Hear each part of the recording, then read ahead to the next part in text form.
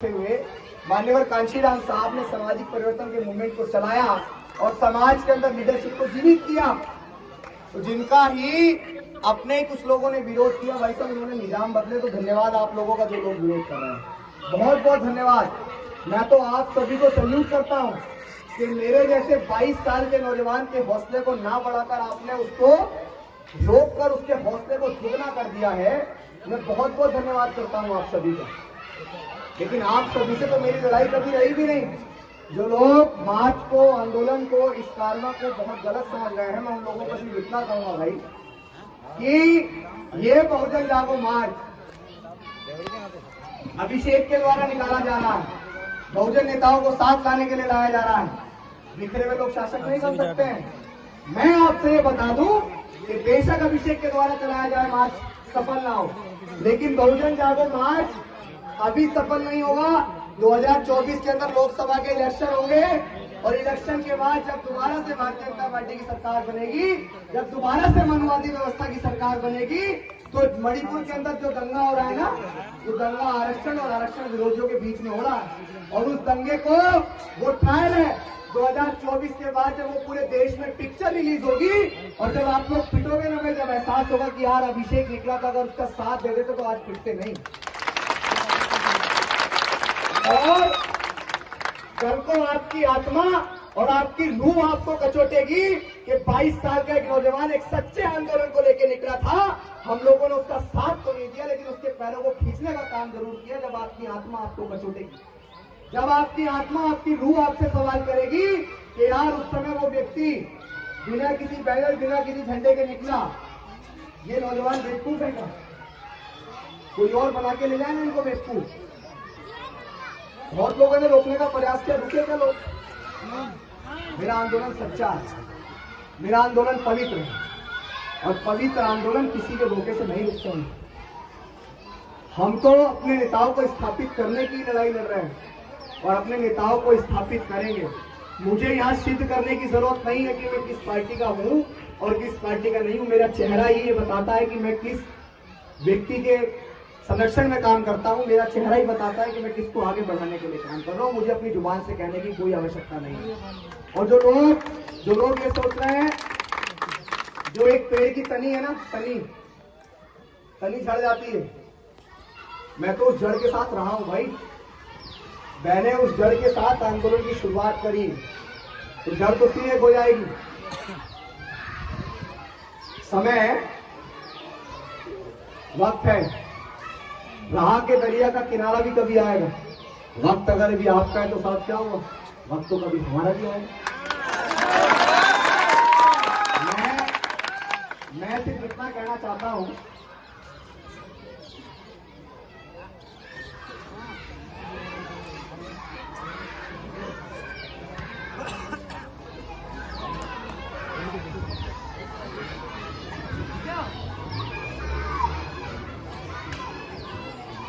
आपको ठोकरें ना गिरा पाएगी, वो आपको ठोकरें ना गिरा पाएगी, आपकी मेहनत ना हरा पाएगी, वो आपको ठोकरें ना गिरा पाएगी, आपकी मेहनत ना हरा पाएगी। आपके पास जिद जीत जाने की हो तो हार भी आपको ना हरा पाएगी, तो हार भी आपको ना हरा पाएगी। हो इस तरह हौसले आजमाया करो, मुश्किलें देख कर मुस्कुराया करो, इस तरह हौसले आजमाया करो, मुश्किलें देख कर मुस्कुराया करो।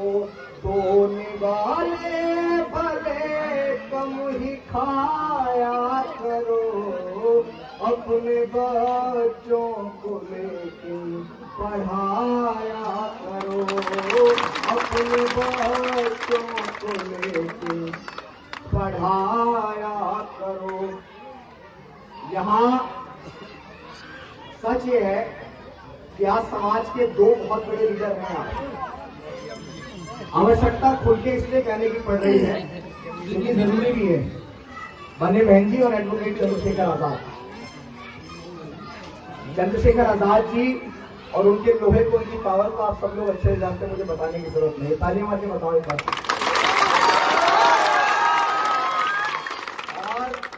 और उत्तर प्रदेश की पूर्व मुख्यमंत्री रही माननीय बहन जी। मुझे लगता है कि आज वर्तमान समय में जमीन पे पूरा समाज इस बात को चाहता है कि दोनों लीडर एक हो जाए। चाहते नहीं चाहते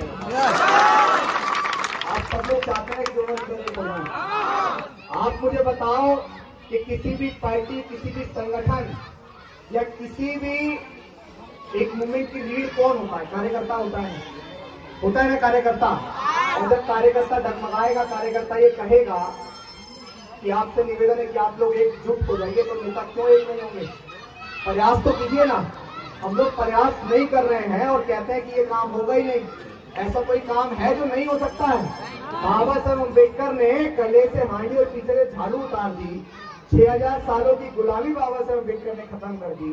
जिस महिला को घर में से चौका बर्तन करने का अधिकार था, उस महिला को आज एसडीएम, डीएम, सीएम, पीएम तक बनाया बाबा साहब अम्बेडकर के संविधान ने। जब बाबा साहब अम्बेडकर इतना बड़ा व्यवस्था परिवर्तन कर सकते हैं, तो हम इन दोनों नेताओं को क्यों एक नहीं कर सकते यार? हम इन दो नेताओं को क्यों एक नहीं कर सकते? हमें पता है ना यार कि इन दोनों की राजनीति आज इन दोनों के बिना सफल नहीं होगी। ये बात मैं और समाज बहुत अच्छी तरह से जानता है।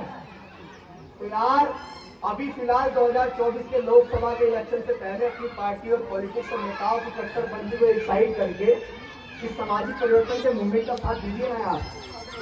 देना पड़ेगा। मैंने बताया था ना कि पिट के अगर जागे तो वो जागने का कोई फायदा नहीं है ना, उससे पहले जाग जाओ, वरना तो फिर तैयार हो जाओ लड़ने के लिए। भाई कोई मौका ही नहीं मिला इसके बनाना।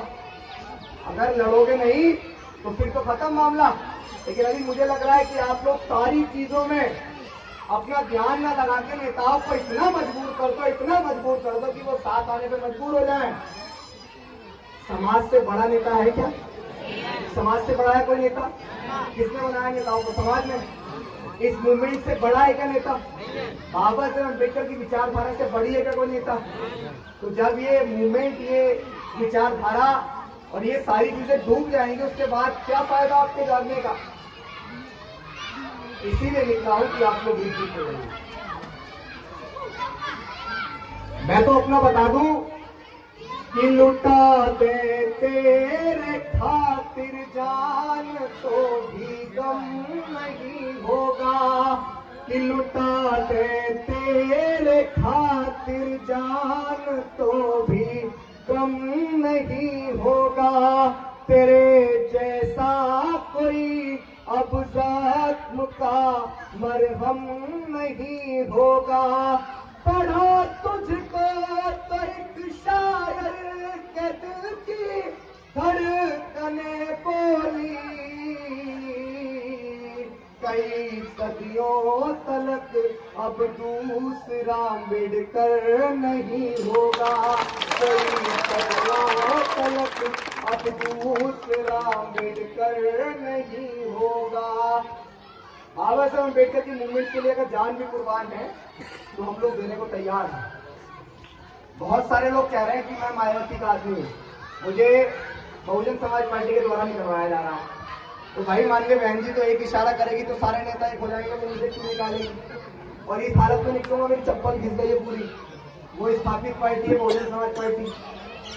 बहुत सारे लोग कह रहे हैं कि बीमार भी निकलवा रही है। फिलहाल तो वर्तमान समय में समर्थन सबका मिल सकता है, लेकिन अभी फिलहाल किसी के द्वारा नहीं निकलवाया जा रहा। भाई अभिषेक निष्पक्ष एक बैनर लेके निकला है, क्या वो बैनर यहाँ मेरा?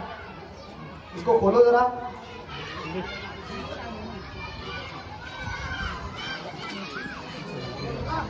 देखो इस पे क्या लिखा है? जय भीम, जय भारत, जय मंडल, जय संविधान इंकलाब जिंदाबाद। और क्या लिखा है? बहुजन जागो मार्च बहुजन नेताओं ताताओं, जो बाबा साहब की जन्मस्थली महू मध्य प्रदेश से दिल्ली जंतर मंतर तक पैदल मार्च, ये 1400 किलोमीटर का पैदल मार्च है। हम लोग निकले हैं। मैं तो बढ़िया एकदम गाड़ियों के काफिले में जाता था, सब लोग जानते हैं, मंचों पे जाता था, अपनी स्पीच देता था और अपने होटल में रुक के अपने घर चला जाता था। जमीन पे इसलिए उतरा कि आज बहुत बड़ा नौजवान वर्ग मुझसे अटैच है, तो क्यों ना इसका एक फायदा उठाया जाए, क्यों ना जमीन पे उतर के समाज को एहसास कराया जाए कि आपस में लड़के आप लोग कभी कामयाब नहीं होते हैं। हम लोग एकजुट रहेंगे तो कामयाब रहेंगे। हमारा मूवमेंट एक है, हमारा लक्ष्य एक है। हम लोग इस देश के हुक्मरान बनना चाहते हैं, तो बिखर के क्यों हुक्मरान बन रहे हैं? बताइए ना साहब, बिखर के क्यों हुक्मरान बन रहे हैं? महू से निकला, ये भी नहीं पता था कि आगे कैसे निकलूंगा। एक गाड़ी भी नहीं थी हमारे पास, तो गाड़ी में तेल लगाने को पैसा भी हमारे पास नहीं था। मात्र 17,000 रुपए अपने घर से लेकर निकला। और आपको लगता है कि मात्र 17,000 रुपए में वो महू से मुरैना तक पहुंच जाएगा मार्च? किसने पहुंचाया पता है? आप सबने पहुंचाया, समाज ने पहुंचाया। 10-10, 20-20, 100-100, 500-500 रुपए का चंदा किया और समाज ने गाड़ी के तेल का खर्चा भी दिया और हम आगे बढ़े। आप मुझे बताओ कि अभिषेक अगर सोशल मीडिया में पैसा मांगे तो क्या लोग पैसे नहीं देंगे? मांगे क्या अभी तक? सोशल मीडिया पे मांगे? नहीं मांगे ना, क्योंकि जितनी मुझे आवश्यकता है उतना आप तमाम लोग दे देते हैं, उससे और आगे बढ़ जाते हैं। देखो, यहाँ मंच है, एक बात मैं कह दूं, अभी तो नेताओं को एक करने के लिए संघर्ष करो। मुझे अपने संघर्ष में पूरा विश्वास है कि हम लोग अपने नेताओं को जरूर एक करेंगे, जरूर एक करेंगे। आप लोग हाथ उठा के बताओ कि मेरा इस संघर्ष में साथ दोगे या नहीं दोगे? इस संघर्ष में मेरा साथ निभाओगे या नहीं निभाओगे? बहुत सारे लोग आपको कहेंगे कि अभिषेक तो ऐसे ही अपना चेहरा चमकाने निकला है, उनकी बातों में तो नहीं आ जाओगे आप। आपका भाई महज आपके इस सहारे से निकला है और आपके सहारे से घर में जाएगा। मैं यहाँ तक भी पहुंचा हूँ। मैं समाज के तमाम लोगों से कहना चाहता हूँ कि आप बड़े भाइयों के एप्रिसिएशन की मुझे आज आवश्यकता है। आप तमाम लोगों ने जो संघर्ष किया उससे जो आपको सबक मिल रहा है, मुझे उस सबक की आवश्यकता है। आप मेरा साथ दीजिए, समर्थन कीजिए। अगर आपको लगता है कि मुझसे बेहतर इस मूवमेंट को कोई चला सकता है तो अभिषेक अपनी भीड़ की आखिरी कतार में खड़े होकर चलेगा, आगे आप चलिए, लेकिन इस मूवमेंट को कम से कम चलाइए तो सही। जो मूवमेंट मान्यवर कांशीराम साहब 2006 अक्टूबर को छोड़कर चले गए, उस मूवमेंट को चलाइए तो सही। समाज को एकजुट करने के मूवमेंट को बढ़ाइए तो सही। देखिए, जो लोग आज कह रहे हैं, मैं नाम ही लेके कह दूं, वो विवेक देबरॉय करके है कोई, वो ये कह रहा है कि संविधान को बदलना चाहिए। अब अगर संविधान बदला तो हम खत्म, हमें सारे अधिकार काहे से मिले भाई? संविधान से। मेरे से व्यक्ति को फ्रीडम ऑफ स्पीच मिली काहे से? संविधान से। आज हम लोग इतना बढ़िया मार्च वहां से निकाल के आए, किसकी बदौलत? भारत के संविधान की बदौलत। अगर तुम लोग संविधान को बदलने की बात करो तो एक बार दिमाग में उतारने या तो मार देंगे या मर जाएंगे, लेकिन संविधान को बदलने के लिए याद रखना। अगर किसी के दिमाग में ये मुखालता है तो वो मुखालता निकाल देना कि हम अम्बेडकरवादी हैं बेटा,